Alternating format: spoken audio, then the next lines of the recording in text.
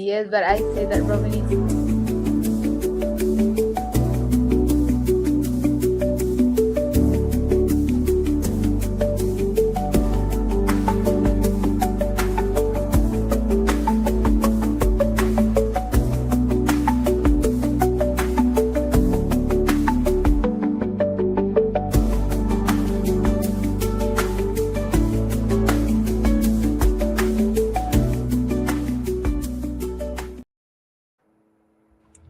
Hello, everybody, and welcome again to our Wisdom Wednesday podcast. Apologies if you hear a little bit of delays. We have internet issues, but we are here with Robin Lewis and also with Gavi, our business development leader. Robin, how are you? Thank you so much for joining us today. How are you? Hey, doing great, Aleja. It's good to be here with you. Another beautiful day. Awesome. Yes, it is. Gavi, how are you today? Ready for our podcast? More than ready. Waiting. Awesome. I know we're missing Sia, but he decided to let us down today, so it's fine. But we still love you, Sia, if you're watching this. Robin, we have a lot of questions. You are an expert on leadership. So let's just go through that one. Let's just start simple. What does it really mean, lead to last? And why do so many leaders build things that don't last?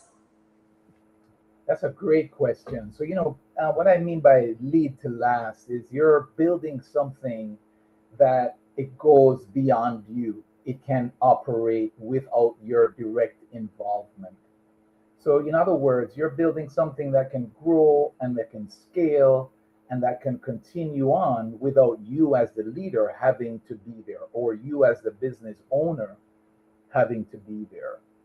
I think what happens a lot of times is that leaders build successful businesses. I was one of them. You build successful businesses, but then you get to realize that a lot of what needs to carry on is dependent on you. And so you become like a bottleneck. And I think that's the difference. Talking about that question, what should leaders stop doing immediately? Like you said, you cannot do that. Say that again, Gabby. Yeah, like what should leaders stop doing immediately? Like you said, you cannot do that, stop doing that. What they should stop doing Stop. immediately. Yeah. That's such a good question. I mean, it's hard for me to say specifically for a leader. What I would say to them is this: if it's not required for you to do, if it's not something that only you should do, then you should get a plan to try and either systematize that or to delegate that and have somebody else do it. So there are some things, like creating the culture, sharing the vision, these types of things where you are the one that's required to do that. And the things that you are not, you know, um, I don't know. That's why I say it might differ for everybody. In my world, giving a quote, that's not something that's required for me to do. Then that's something that I definitely want to try to stop and have somebody else do. Now, if you're a leader that you're sort of still doing a lot of it yourself, you're in the weeds, then I would say start with one, Gabby. So, what is one thing that you can identify that it's not required for you to do, so therefore somebody else can do it? Start that one thing where you identify somebody who can do that, and then you start to put them in the place that they can start doing it. You prepare them for it. Love Yeah, it. that's definitely, of course, that's definitely just one thing to start small and then kind of like growing. Robin, you have worked with like high capacity leaders, you know. What are some red flags that indicate a leader is headed toward burnout or misalignment? Oh man, that's a really good question too, Aleja. I think one of the ones that first comes to my mind is they're always busy. If you find yourself that you're always busy, you're always in it. In fact, a lot of times you don't have time to do everything, then that's usually one indicator. As I said earlier too, if you find that you're the bottleneck where everything kind of has to come through you, every decision that needs to be made, you're involved in the problems that need to be solved, the customer relations problems. You're involved in sales. You're taking care of the accounting. You're involved in everything. That's another sign that eventually you're gonna be facing burnout. There's gonna be some frustration that will take place on your part. I think also if you find yourself, so you're not only are you busy, but you're finding yourself where you don't feel like you're actually moving forward. So you're busy, but you're busy taking 2 steps forward and 3 steps backward. So you're busy and you don't seem to be actually progressing. That's Right. another sign that I would say to look out for. Those I are have, good questions. yeah. We have one question from audience. Um, that is, what's one conversation leaders avoid that ends up costing them the most? What's a conversation that they should avoid? No, what's one conversation leaders avoid that ends up costing them more? Ay, ay, ay, that's a good one. I can tell you, first of all, that this is an area of my leadership that I didn't do very well at. I used to have people on my team actually tell me, like I can hear them saying, no, Rob, you don't have to take it all. You can put your foot down. So I was one of those guys that I just didn't like confrontation, Gabby. And so I would avoid the hard conversations. And I had to learn that I was not serving the team. I wasn't serving that person. I wasn't serving the team. I wasn't serving the organization, the customer. You just fill in the blank. I wasn't serving our cause by avoiding that conversation. Tough conversations are things like, holding somebody accountable. This is what we set out to do. This is the goal. This is the values that we appreciate. This is who we are in terms of our culture. This is how we speak with each other. You just fill in the blank. We need to have tough conversations in terms of maybe their performance or their alignment with our values and our culture and so on, right? So those conversations are where you're challenging somebody or you're holding them accountable. And if you're like me, sometimes you can be afraid of confrontation and be hesitant to have those conversations. And the cost to that is, like, I can't tell you. I'm not making this up. Right? Our listeners, they probably will have a good laugh at Robin, but it's okay. I learned from it. But I can't tell you how many times, Gabby, I've had to come to to team members and say, listen, I am so sorry. I have allowed this to go on for a few years now, and I actually just kind of allowed it to happen. And today I'm actually going to be letting you know that it's not actually acceptable, and it's on me because I didn't do anything about it. And I've had to apologize because I've allowed. And what happens is when you don't have those conversations, is that people think that it's okay, that their performance or whatever it is that they're doing is okay. You have no problem with it.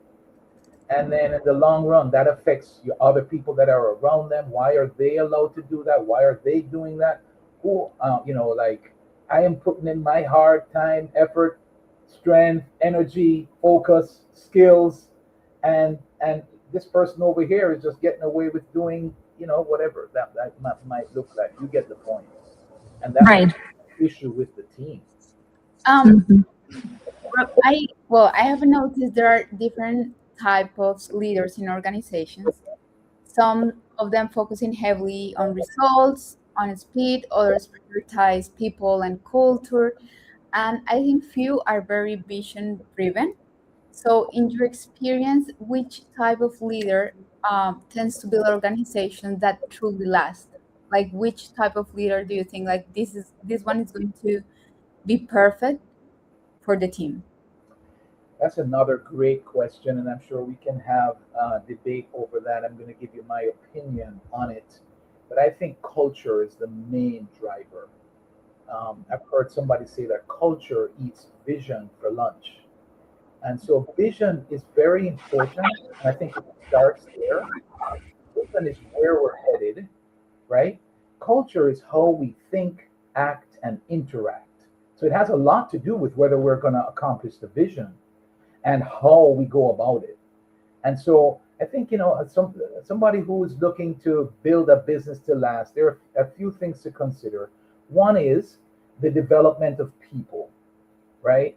And so you're, as a leader, if you want to build something that lasts, it means that you need other thinkers, you need others on your team to take ownership. So you're developing people, you're developing leaders, you're creating systems that cause sustainability and consistency, right? So you don't have to guess about how something is done, and you're creating rhythms that help people to consistently perform. And then, but all around that and through that, you're mixing in culture. I think culture says, and a lot of people, Gabby, it's such a good question. That's why I say it can be debatable, because some people, if you can go to their company and you see their values on the wall. Have you gone somewhere and you see values on the wall? But then when you interact with the people, they're not interacting anything like what the values say. I don't mean to be rude. I was one of those too, right?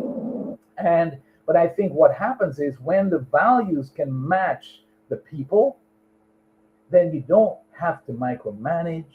You can allow people to make decisions based upon how we think and interact, based upon our culture, and so on. So that'd be my long answer to your short question. I'm going No, to that is use wonderful. Yeah. the time. Sorry, Gabby. No, no, no. I just want to. I have an opinion here about it. Is that Mhm. sometimes you have good leaders, but when you have a team that has a different mindset, it's very hard too. Yes. Because there are good leaders, but happen that some team members they are very different. So maybe they are not going to work okay. And it's not about leadership; it's about mindset. That's true. So it happens to me in many jobs. Like I maybe it's a good leader, but my team worker has a different mindset, different like kind of work. So that's why the team wasn't working well. So So sometimes yeah, so that's a good example of, for example, how leadership can fail too. Like if he's a good leader, but he's not also adapting to the mindset of the company, then we have a problem here. Because he as a leader should definitely will be able kind of like to adapt to the culture, kind of like understand it very well to go and progress at that point. Or like to your point, Gavi, it's true. Sometimes I have worked with people that they are good leaders, like both of them, but they're kind of like they're bounce each other, kind of like they fight between each other because both of them are kind of like leadership and then the other one too. And so it's kind of difficult, kind of like who do I follow? So it's that's difficult things, like of leaders, which is good to have leaders too, but sometimes they kind of also collapse into that. So Robin, that leads me to my question, and is where is green flags that you see that a leader is actually progressing and showing compassion and showing like he's actually adapted to the culture and everything that we talk about? Yeah, that's a great question, Ale. I'm gonna come back to that. I just want to follow up on what we were talking about with Gabby. I think it's very important to note, especially when you have change going on within an organization, that you're not going to have everybody that is with you, and you kind of want to focus on the people that are with you to help them become carriers. And so you're going to be investing in your people, but especially in those that are with you. And they're not it's not there's not all the time where you have everybody with you, right? And so some of the ones that are not with you right now, if you are focused on helping the ones that are with you, they will help to bring along the ones who might not be with you at the moment. That's one thing that I would say about that, right? It's a very good point and question that you bring up. Just because somebody's not with you doesn't mean they can't become with you, right? The other thing that I would say about that is that that's where taking time to really know what's going on in somebody's world, somebody's life. I had just yesterday, I was on a call and somebody was talking about this person that he was thinking about firing this person. And they happened to be on a call where they were talking about some subject matter. And in that call, this person that they were thinking about firing actually opened up and shared about some things that were going on in their life. And this person that was thinking about firing them, their whole mindset shifted and changed towards how they looked at that person. And I have been there too. Sometimes you don't really know what's going on in somebody's life. And so that's a big part of leadership is recognizing that it's about relationship. It's about, focusing on the other person and taking a genuine interest in them and Yes, and having empathy too. and having empathy. Yes, Right. exactly. Knowing exactly where they are. Sometimes there might be things that are going on in their life that if and when we come to know and understand what they are, we're going to treat them a lot differently. Because any one of us going through those things would be affected in a negative manner as well.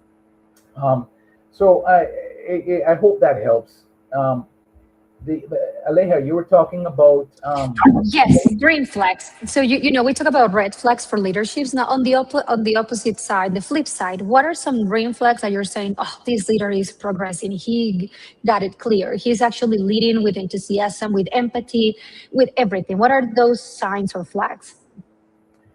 yeah, I think one of the biggest green flags is that when the leader steps away, things don't stop.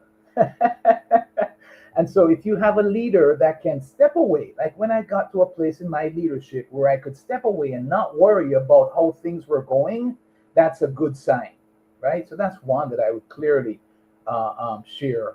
I think, when you have other leaders, so you have other people on your team that are thinking and deciding and leading, they're not just waiting for instructions. So if you're still leading from the vantage point where people still have to kind of come to you, that's not good. But when you're at a place where you have others that are thinking and leading and deciding and moving things forward without you, that's another good green flag.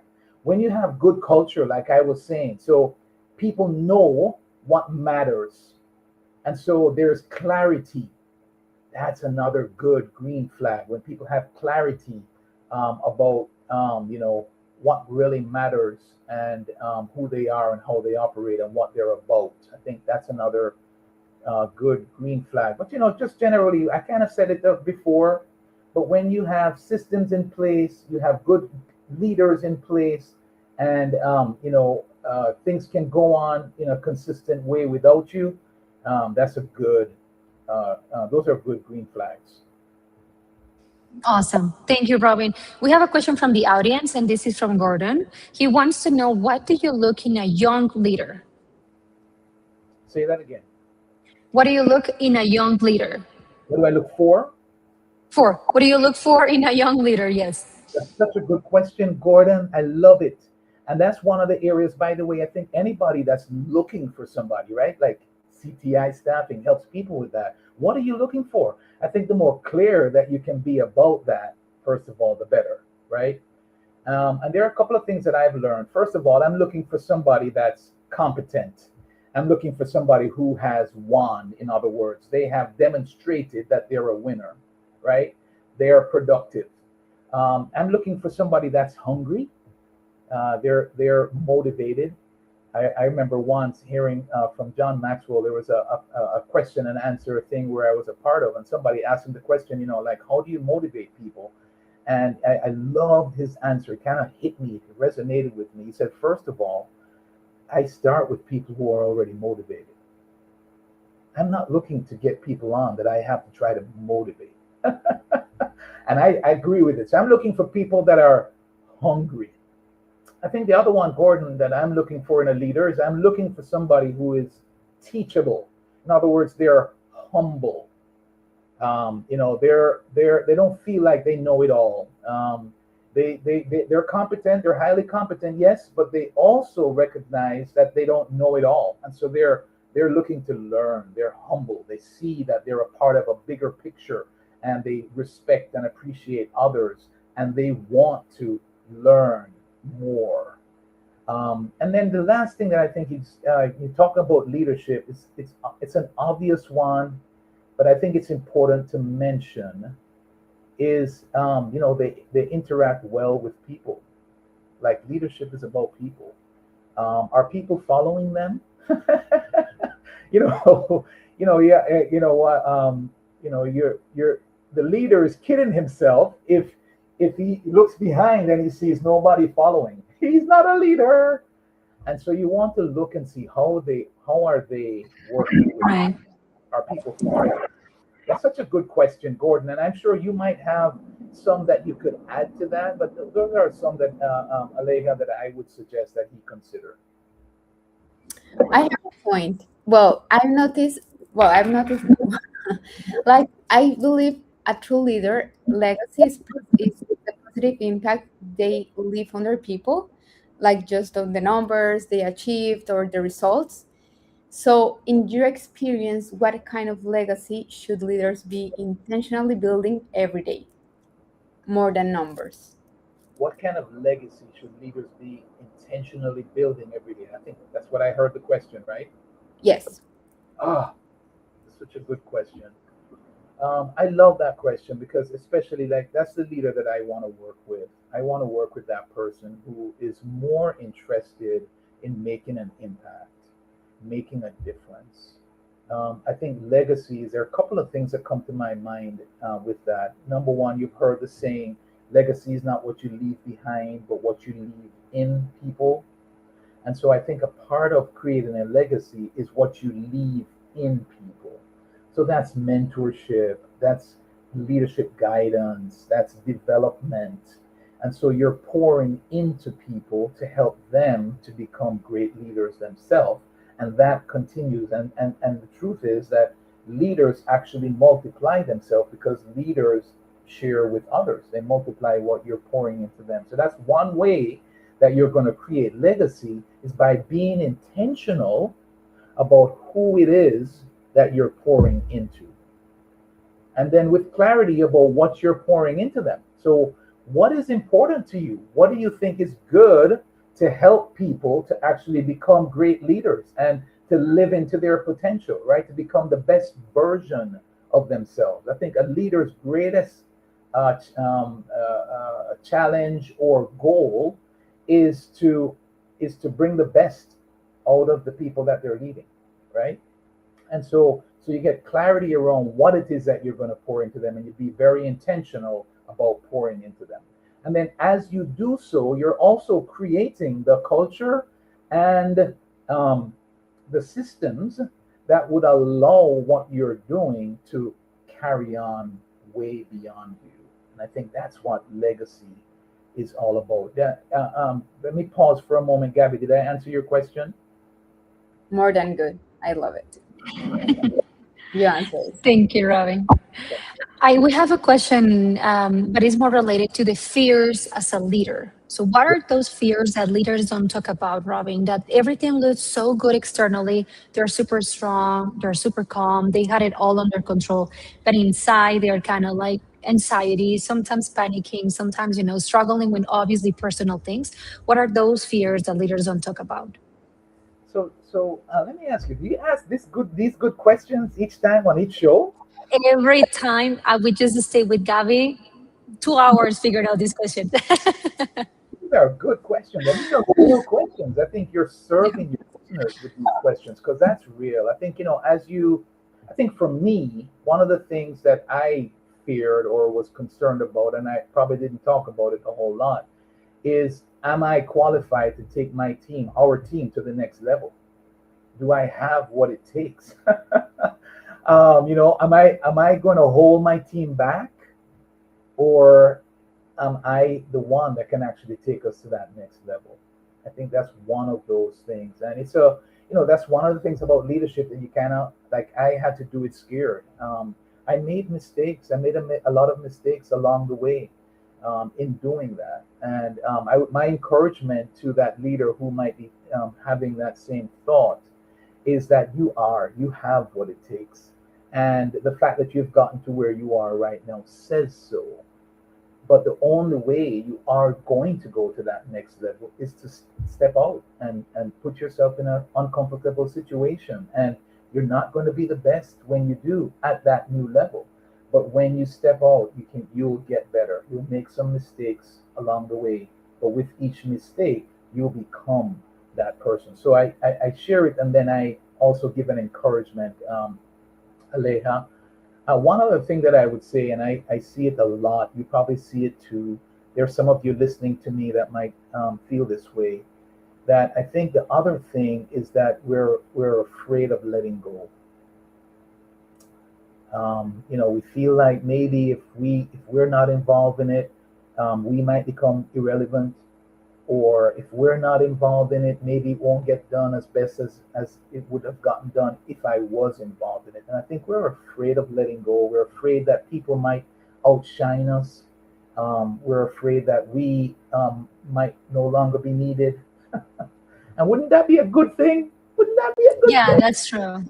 Yeah, you're But right. But but it'll that's be, I mean, yeah. Go that's ahead, real. Robin. Yeah. No, I was just saying that's real. We have the fear of letting go. Um, we built it. It's our baby. We built it from the beginning. And our identity gets tied to it. You know what I mean? And so I think that's one of the things that leaders struggle with as well. I'd love to hear Robin, if your leaders share, yeah. like, please share with me anything that they share. That does that resonate with them, or are there others that they would add? Yeah, we are loving the podcast with Gabby, and we were saying internally, "Oh, it's so sad that it's going to end soon," and we have so many questions for you already. But I have two more questions before we move on to our game with you. The first one is, can you let us know if you have a mentor or a leader that you kind of look up for when you start all these building everything for Scopa Solutions? What is for leadership and everything. Do you have a mentor that you would like to talk about?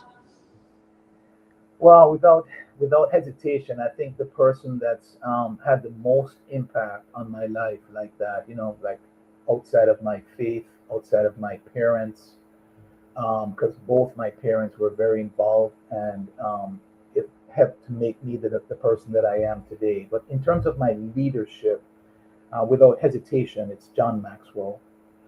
John Maxwell is known as the number one leadership expert in the world. He's written 92 books. In fact, I'm reading a book that he just came out with. It's here in my office, and how to get a return on failure. It just was released on April 14th. Through his books, through his mentorship, through his programs that he has, and so on. He's helped me. He's shaped my leadership journey more than any other person. Beautiful. That's awesome. And you actually answered my second question, what it was a book that you actually would like us to kind of like you suggest for people who are starting this journey of leadership, or like they feel they have this potential, but they really need some wisdom words or somebody that can spoke on, of their own perspective. That's the book, or do you have another book in mind that you would like us to share? That's a great question, and I'm so surprised that I'm not seeing this book here. It's probably there. It's right here on my. Oh, it's right. It is right here on my desk. So this is one I definitely recommend, right? But understand now, I'm only on chapter 7, right? So I haven't finished this book. But without hesitation, this is the kind of book that I want to share with my children, my grandchildren. This is the kind of book that I want my spouse to read. This is the kind of book that I would recommend for anybody to take advantage of. The key here to this book. So I would highly recommend this book. But if you're asking for a book that I'm going to share another one, because this one is brand new, I highly recommend it. But the concepts in it and so on are not new. I've heard of the concepts before from John. And so this idea of failure and success, and recognizing that the two come together, and how you can make the most of failure, and recognizing that if we don't step out there and test things, in other words, take action, we're not going to live into our potential.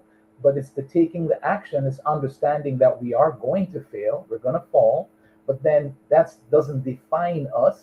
We can let it refine us. Love it. Therefore, learn Perfect. from it, improve, and then test again. It's a tremendous thought that I think the more that I grow is the less I know. Hmm. But the more that I grow, the less I know. But the few things that I know with even more assurance. And this is one of them. How we react to failure, how we see failure, how we allow failure to affect us, goes a long way to us living into our potential. So I would highly recommend that book. But I think the one that I would share with you that's sort of foundational, and it's called the 15 Invaluable Laws of Growth, and it's by a John Maxwell also. It's a John Maxwell book. It's the 15 Invaluable Laws of Growth. Now, in that book, he talks about the 15 laws of growing. And the reason that I share that is because in leadership, the first person and the hardest person to lead is ourselves. And so we have to lead ourselves well first. And that means growth. Aleja, Gabby, what happened with me is that I was a good insurance agent, but that didn't transfer over into being a good business owner and leader. In fact, it ended up where our business got affected and it started going in the opposite direction. Our business grew fast and my leadership didn't grow along with it. So I had to pull back. The challenge was Robin. It wasn't anybody else. It was Robin. And so I became a student of this. And that's where I started investing in myself. And then I started investing in the development of others. And so what I'm saying to you is that it starts and it ends with us continuing to be intentional about our growth. The unfortunate thing is most people stop growing when they become adults or when they leave school. A lot of times people think that it just happens automatically now. And that's not the case. And so if we're not intentional about growing, then we are going to get stuck and our leadership will become a lid on whatever it is that we're trying to do, whether that be a business, a nonprofit, or even our families, right? And so that's, I think, one that's very foundational. Obviously, you can't get it all in just one book, but if I were to recommend one, I would certainly recommend that one. Love it. Robin, we have one more question from the audience and then I'll jump to you, Gabi. I'm sorry. We just have a lot of questions. This is from Juan Pablo, and he's saying leadership often focuses on guiding others, but not as much on guiding oneself or ourselves. How do you practice self leadership, and what do you do to stay motivated, focused, and balanced in professional and personal life? Oh, I love that question. What's the person's name? Juan Pablo. Juan Carlo, I love your question, and just based upon what I just said in the book that I just recommended, what perfect timing, because I believe you 100%. See, leadership is more caught than it's taught, and so if you're guiding others, the main way that we are guiding others is how we show up. It's how we're guiding ourselves. Are we following ourselves? And so you're so right. Like it's really about how well we're leading ourselves. And so that's then a really good question. And so I've created rhythms in my life that I would share with you, Juan Parlo. One is I set my intention for the day. For me, it's usually in the early morning. I'm up early. I'm thinking. I'm praying. I'm a person of faith. You don't have to be a person of faith to do this, but I'm thinking, I'm praying, I'm planning. I'm also sort of grounding myself. I'm reminding myself about who I am. I'm reminding myself about my identity. Like, I'm unique. There's no other Robin out there. I have value to add. As I was preparing this morning, knowing that I'll be coming on this show, I reminded myself of what I'm about. I'm on the show not for Robin. I'm on the show for Gabby and Aleja and all of you as listeners. I'm on the show for Zia. I'm here to add value. If I can add value every day, then I'm serving my purpose. And I believe that one day I will reap a harvest. But what happens is I have to ground myself. Sometimes I can let it get caught up in it being about Robin. You know what I mean, Juan Pardo? And so I have to ground myself. And then I also remind myself of who I am, like the value that I bring, right? I have gifts, I have strengths, I have weaknesses as well. So I'm reminding myself and grounding myself. And then I'm setting the intention in terms of my priorities for that day. So I think that's one of the rhythms that I do. The other one that I would share that's daily is at the end of the day that I review and I reflect on and I ask myself questions about how the day went. And so questions like what went really well, what didn't go so well, um, what would I do differently? What did I learn today? Is there anything that I need to make right? Maybe there was something that I did that wronged somebody or disrespected somebody, or I just did something that was just no, or I showed up in a way that was, like I have showed up on sometimes on the pickleball court. Somebody makes a bad call, and Robin is like, "No, I don't think so," and raise my voice. And at the end of the day, I will have to check myself and say, that was not the proper way. And you need to go and apologize to that person the next time you see them on the pickleball court, or reach out to them individually. So, Juan Pablo, I'm at the end of the day, I'm asking myself questions to see how I did. The other thing that I would say is that be very intentional about your growth. So when I mean growth, one of the most life-changing things that for me has been reading. So I have a habit of reading, listening to podcasts like the CTI Staffing podcast, and whatever your podcast is. But in other words, you're taking information in. I would suggest that you need to have a growth plan, and that growth plan is based upon your strengths, is based upon what you're doing and where you're headed, and your understanding that this is where you want to go. This is the gap in between where you are now and where you want to go, and that's usually a growth gap, and you're being intentional about growing.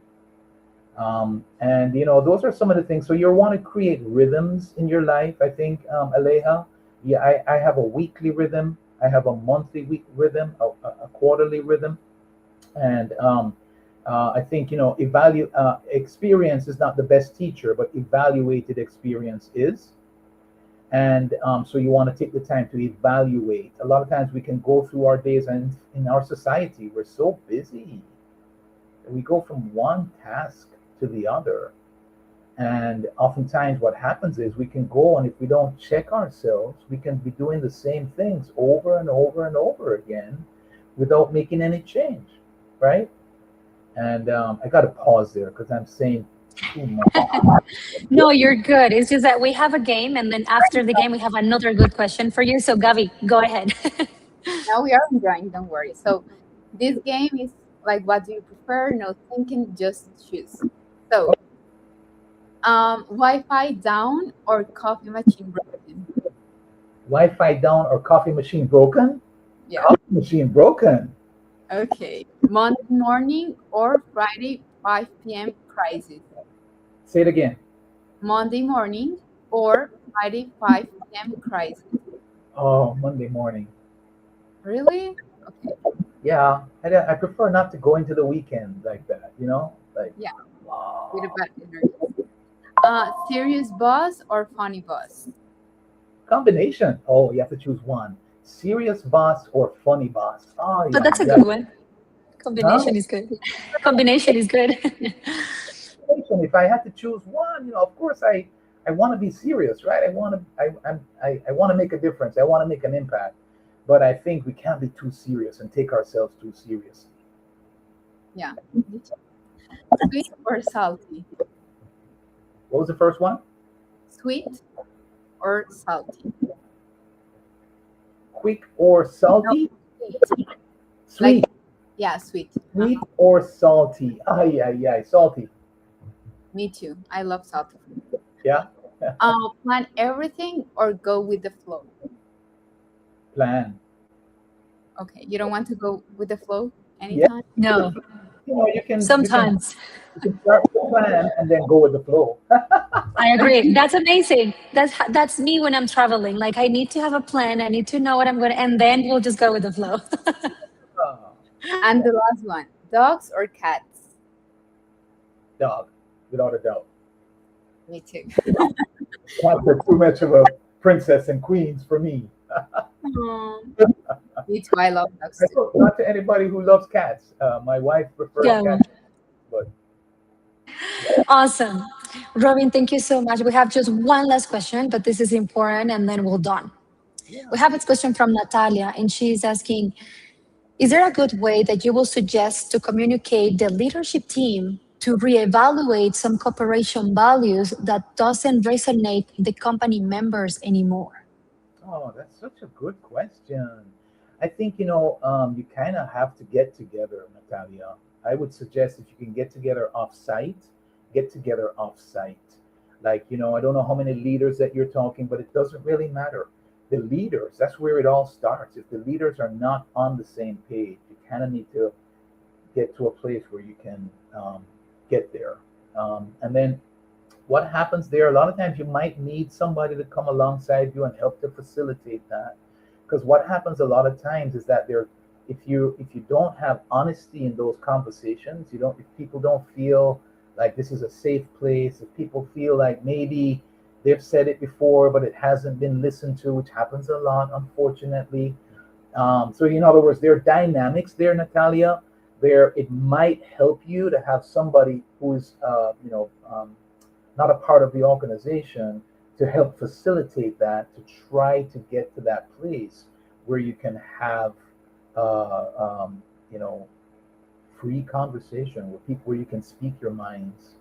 I think that's what needs to happen. A lot of times what happens with those type scenarios is that we don't get the opportunity to share, or we don't feel listened to. And so I would encourage you to get together. It's so important if you're not on the same page. And there are a lot of things that you can do. Like, I would recommend a book for Natalia. It's called The Five Dysfunctions of a Team. It's by Patrick Lencioni, and the premise of his the book is that it's all built on trust, and a lot of times we don't have the trust, and a lot of times it's because we don't have those conversations. We don't have to agree, but we need to be in a place where we can disagree and still do it in a respectful way, and still understand and appreciate each other, and still get to a place where we decide that this is where we're all going to go together. And so I think that's what you need to have happen, Natalia. Those are the kind of things that I help people with.